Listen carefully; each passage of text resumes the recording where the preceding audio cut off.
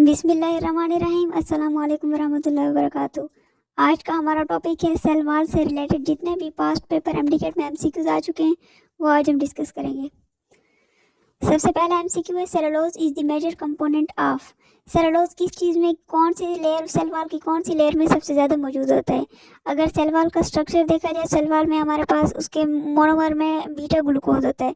Beta glucose के monomers attach होते हैं, बीटा 1,4 ग्लाइकोसिलिक लिंकेज बनाते हैं। उसके बाद अगर इसकी कंपोजिशन देखी जाए, हमारे पास ये मेन प्रेजेंट होता है प्राइमरी वाल में, और सेलुलोज में हमारे पास माइक्रोफिब्रिल मौजूद होते हैं जो हाइड्रोजन बॉन्ड के से जुड़े होते हैं, 90 डिग्री के एंगल पर एक दूसरे से जुड़े होते हैं। तो पहला एमसीक्यू का करेक्ट ऑप्शन होगा प्राइमरी वाल। सेकंड एमसीक्यू है the outermost layer in typical plant cell. Plant cells में आउटर मोस्ट लेयर कौन सी होती है। अगर वैसे जनरली बात की जाए, आउटर मोस्ट लेयर हमारे पास सेल वाल होती है प्लांट्स में, और अगर एनिमल सेल में आउटर मोस्ट लेयर की बात की जाए वो हमारे पास सेल मेम्ब्रेन होगी। प्लांट सेल में यहाँ पे बात की गई आउटर मोस्ट लेयर वैसे सेल वाल होगी, लेकिन अगर सेल वाल की हम लेयर्स में देखें प्राइमरी, सेकेंडरी और मिडिल लेमेला में, उनमें हमारे पास प्राइमरी वाल आउटर मोस्ट लेयर होती है। मिडिल लेमेला बनती सबसे पहले है, लेकिन प्राइमरी वाल हमारे पास आउटर मोस्ट प्राइमरी होती है लेकिन बनती पहले मिडिल लेमेला है। मिडिल लेमेला दो सेल्स के दरमियान में बनती है, लेकिन प्राइमरी वाल आउटर मोस्ट होती है। पहले सेल्स, एक सेल की आउटर मोस्ट लेयर जो होगी प्राइमरी होगी, लेकिन दो सेल्स के दरमियान में जो लेयर होगी वो मिडिल लेमेला होगी। तो इसका करेक्ट ऑप्शन है प्राइमरी वाल। थर्ड एमसीक्यू है a plant cell wall is mainly composed of which of the following. एक प्लांट सेल में ज़्यादातर कौन सी चीज़ मौजूद होती है। अगर प्लांट सेल वाल में कंपोजिशन में देखा जाए, हमारे पास सबसे ज़्यादा सेलुलोज मौजूद होता है। पॉलीसेकेराइड से सेलुलोज, ये हमारे पास कार्बोहाइड्रेट्स में प्लांट्स की सेल वाल में सेलुलोज ज़्यादा मौजूद होते हैं। और अगर फंजाई की सेल वाल में देखा जाए, हमारे पास काइटन होता है। काइटन एन एसिटाइल ग्लूकोजामाइन का पॉलीमर होता है। उसके बाद हमारे पास एनिमल्स में सेल वाल होती नहीं है। तो यहाँ पे प्लांट की सेल वाल का जिक्र किया गया, तो इसका करेक्ट ऑप्शन होगा सेलुलोज। फोर्थ एमसीक्यू है the first layer of cell wall which is formed is called. सबसे पहले सेल वाल की कौन सी लेयर फॉर्म होती है। हमने पहले भी पढ़ा था कि सेल वाल की पहली जो लेयर बनती है वो हमारे पास मिडिल लेमेला होती है, लेकिन आउटर मोस्ट जो बनती है वो हमारे पास प्राइमरी वाल होती है। तो यहाँ पे फर्स्ट लेयर का पूछा गया कि पहले कौन सी बनेगी, तो यहाँ पे इसका आंसर होगा मिडिल लेमेला। फिफ्थ एमसीक्यू है secondary wall of sclerenchyma is impregnated with. Sclerenchyma वो सेल्स होते हैं जो वुडी प्लांट्स को सपोर्ट करते हैं। यहाँ पे सेक्लेरन कैमेसिल्स की सेकेंडरी वॉल में कौन सी कंपोजिशन होगी। सेकेंडरी वॉल में ज़्यादातर लिग्निन मौजूद होता है, और कम मिकदार में वैक्सेस भी होते हैं, साल्ट्स भी होते हैं, सिलिका भी होता है, बाकी सारे कम मिकदार में होते हैं, लेकिन लिग्निन बहुत ज़्यादा मिकदार में इसमें मौजूद होता है। तो इसका करेक्ट ऑप्शन होगा लिग्निन। 6 एमसीक्यू है cementing material between adjacent plant cells. दो प्लांट सेल के दरमियान में सीमेंटिंग मटेरियल कौन सा होगा, जो दो सेल्स को जोड़ के रखता है वो मटेरियल कौन सा होगा। मिडिल लेमेला दो सेल्स को आपस में जोड़े रखता है। हमने पहले डायग्राम में भी पढ़ा था, देखा भी था कि वहाँ पे दो सेल्स को कनेक्ट करने के लिए हम मिडिल लेमेला यूज़ करते हैं, लेकिन एक सेल की आउटर मोस्ट लेयर का अगर जिक्र किया जाएगा वो हमारे पास प्राइमरी वाल होगी। तो इसका करेक्ट ऑप्शन है मिडिल लेमेला। 7 एमसीक्यू है which of the following is non living component of plant cell.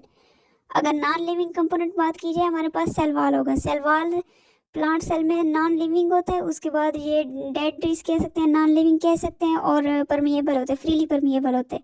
ये मॉलिक्यूल और डिजॉल्व मटेरियल वाटर को इजीली क्रॉस करने देते हैं, तो ये बैरियर का काम भी नहीं करता। तो इसका करेक्ट ऑप्शन होगा सेल वाल। 8 एमसीक्यू है cell wall of fungi contains. Fungi की सेल वाल में कौन सी चीज़ मौजूद होती है। फंगल सेल वाल जो होगी वो काइटिन से मिलकर बनी होती है। काइटिन हमारे पास एन एसिटाइल ग्लूकोजामाइन का मिक्सचर होता है। पॉलीसेकेराइड्स फॉर्म में होता है काइटिन। उसके बाद काइटिन हमारे पास एक्सोस्केलेटन ऑफ आर्थ्रोपोड्स में भी मौजूद होता है। इसे काइटिन फंजाई में ज़्यादा होता है, इसलिए इसे हम फंगल सेलुलोज भी कहते हैं। फंगल सेलुलोज का नाम भी काइटिन को दिया जाता है। उसके बाद 9 एमसीक्यू है components of secondary cell wall are. Secondary cell wall की कंपोजिशन क्या होगी, उसमें क्या क्या मौजूद होता है।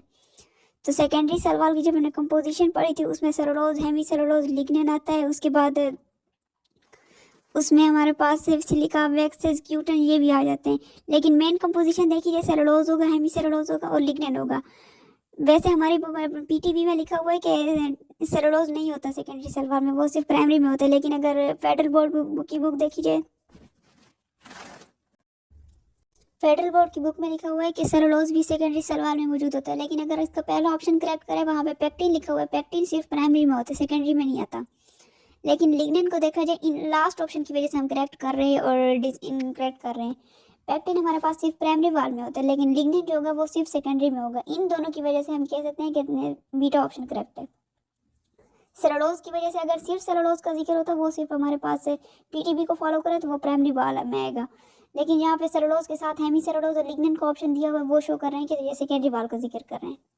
उसके बाद 10 MCQ है, cell wall is secreted by, PTB में लिखा हुआ है कि cell wall is secreted by protoplasm, लेकिन यहाँ पे प्रोटोप्लाज्म का ऑप्शन नहीं दिया हुआ, प्रोटोप्लास्ट का ऑप्शन दिया हुआ। प्रोटोप्लास्ट वो सेल होता है जिसमें सेल वॉल नहीं होगी, लेकिन यहाँ पे सेल वॉल की सेक्रेशन कैसे होती है, कहाँ से होती है, ये पूछा गया। ये नहीं पूछा गया कि सेल वॉल के बगैर सेल कैसा होगा, क्या नाम होगा। तो प्रोटोप्लाज्म, यहाँ पे प्रोटोप्लाज्म नहीं लिखा हुआ। प्रोटोप्लाज्म को जनरली बात करें तो साइटोप्लाज्म का जिक्र कर रहे हैं, तो यहाँ पे करेक्ट ऑप्शन होगा साइटोप्लाज्म। साइटोप्लाज्म उस वक्त बनता है जब हम प्रोटोप्लाज्म से न्यूक्लियस को निकाल देते हैं तो साइटोप्लाज्म बनता है।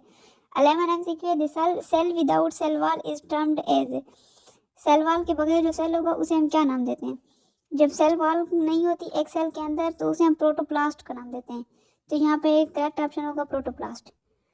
12 MCQ है, rectangular shape of plant cell is due to, plant cell में हमने पढ़ा था कि सेल वॉल का क्या काम होता है। सेल वॉल हमें रिजिडिटी प्रोवाइड करता है, सेल की शेप को मेंटेन करता है, सेल की शेप को चेंज नहीं होने देता, रिजिड फॉर्म में होता है। तो यहाँ पे रेक्टेंगुलर शेप तो उसी वक्त मेंटेन होगी, उसी वक्त सेल की बनेगी जब उसकी शेप मेंटेन रहेगी। शेप मेंटेन करने के लिए हमें सेल वॉल की ज़रूरत होती है, तो इसका करेक्ट ऑप्शन होगा सेल वॉल। 13 MCQ है, which has high affinity for water, water के लिए हाई अफिनिटी किसके पास होती है। सेलुलोज मॉलिक्यूल के पास वाटर के लिए अफिनिटी ज़्यादा होती है।